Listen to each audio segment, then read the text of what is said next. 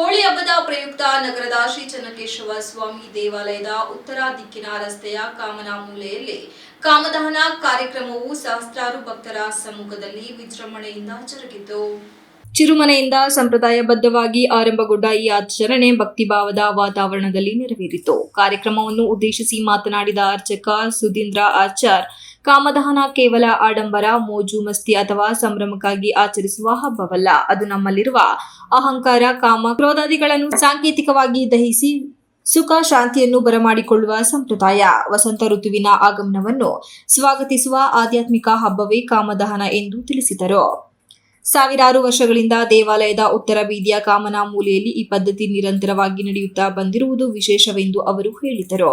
ಹೋಳಿ ಹಬ್ಬವನ್ನು ದುಷ್ಟತೆಯ ಮೇಲೆ ಸತ್ಯದ ಜಯದ ಸಂಕೇತವಾಗಿ ಆಚರಿಸಲಾಗುತ್ತದೆ. ಹೋಳಿಕಾ ದಹನದ ಮೂಲಕ ಅಸುರ ಶಕ್ತಿಗಳ ನಾಶವನ್ನು ಪ್ರತಿನಿಧಿಸಲಾಗುತ್ತದೆ. ಉತ್ತರ ಭಾರತದಲ್ಲಿ ಬಣ್ಣಗಳ ಹಬ್ಬವಾಗಿ ಪ್ರಸಿದ್ಧವಾಗಿರುವ ಹೋಳಿ ದಕ್ಷಿಣ ಭಾರತದಲ್ಲಿ ಕಾಮದಹನ ರೂಪದಲ್ಲಿ ಆಚರಿಸುವುದು ವಿಶೇಷ. ಪೌರಾಣಿಕ ನಂಬಿಕೆ ಪ್ರಕಾರ ಪರಮೇಶ್ವರನ ತಪಸ್ಸನ್ನು ಭಂಗಪಡಿಸಲು ಬಂದ ಕಾಮದೇವನು ದಹನಗೊಂಡ ದಿನವೇ ಕಾಮದಹನ. ಬಳಿಕ ವಸಂತ ಋತುವಿನ ಆಗಮನ ಹಾಗೂ ಪುನರುತ್ಥಾನಕ್ಕೆ ಈ ಹಬ್ಬ ಸಂಕೇತವಾಗಿದೆ.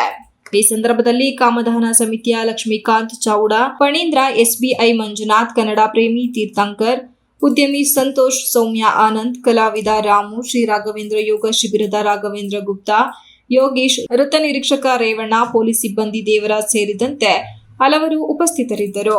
ಕಾರ್ಯಕ್ರಮದ ನಿಮಿತ್ತ ಭಕ್ತರಿಗೆ ಪ್ರಸಾದ ವಿತರಣೆ ಮಾಡಲಾಗಿದ್ದು, ಭಕ್ತರು ಕುಟುಂಬ ಸಮೇತರಾಗಿ ಪಾಲ್ಗೊಂಡು ಹೋಳಿ ಹಬ್ಬದ ಸಂಭ್ರಮವನ್ನು ಅನುಭವಿಸಿದರು. ದೇವಾಲಯದ ಸುತ್ತಮುತ್ತ ಭಕ್ತಿ ಭಾವ, ಸಂಪ್ರದಾಯ ಹಾಗೂ ಸಂಸ್ಕೃತಿಯ ಸಂಗಮವಾಗಿ ಹಬ್ಬದ ಆಚರಣೆ ಗಮನ ಸೆಳೆಯಿತು.